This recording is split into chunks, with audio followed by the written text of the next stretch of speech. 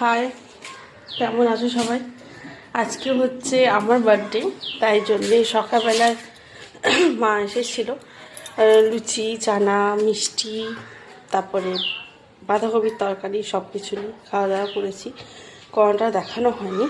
আর এই যে এখন যাচ্ছি বাজার, নিজের পছন্দ মতো কিছু যেগুলো খাবো আনতে, আমি আর আমার হাজব্যান্ড। তাই দেখতে থাকবো। তারপর বেরিয়ে পড়লাম বাজার যাওয়ার জন্য। আমি এবং আমার হাজব্যান্ড দুজন মিলে চলে এলাম বাজারে। আর বাজারে দেখাচ্ছি তোমাদের, এটা হচ্ছে আমাদের পৌরসভার বাজার, অনেকটা বড় বাজার। ওইখানে সব রকম জিনিস পাওয়া যায়, মাছ, মাংস, হাঁসের ডিম, মুরগির ডিম, সবজি, সব কিছু।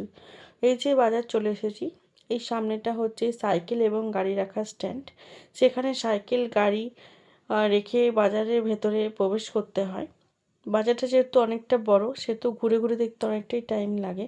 সবটা হয়তো তোমাদের ভিডিওর মাধ্যমে দেখাতে পারিনি, যতটা পেরেছি দেখিয়েছি।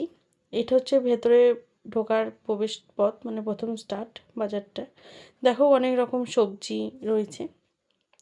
এবং এই যে ডান দিকে উঠে যাচ্ছি, এখানেও অনেক রকম সবজি, ফল, তারপরে আলু, পেঁয়াজ সব রকম রয়েছে।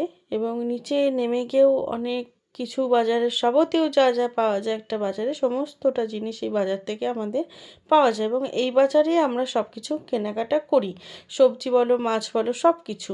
এই যে এটা হচ্ছে মাছের বাজার। এইখানে মাছও জিজ্ঞাসা করলাম, মাছ নিয়েও ছিলাম।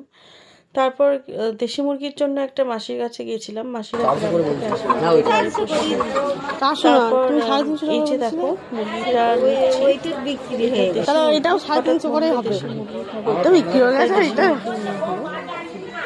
আচ্ছা ওইটা তোমার তো দোকান তো এটা ওজন করবে না। 1 কিলো দামই নাও। পয়সাটা দিয়ে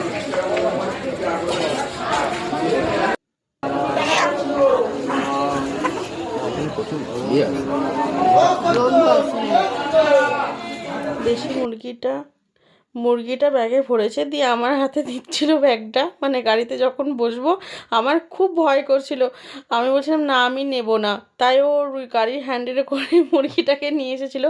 মুরগি খেতে ভালো লাগে, আসতে সত্যি খুব ভয় ভয় লাগছিল যদি উড়ে পালায় বা কামড়ে টামড়ে।